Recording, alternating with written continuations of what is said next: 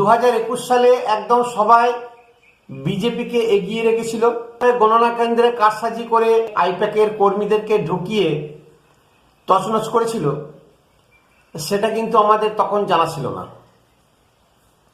কিন্তু এইবারে বিজেপি খুব গুনে গুনে পা ফেলছে। বিজেপি নানান সংগঠন নামিয়ে দিয়েছে ভোটের আগে থেকে।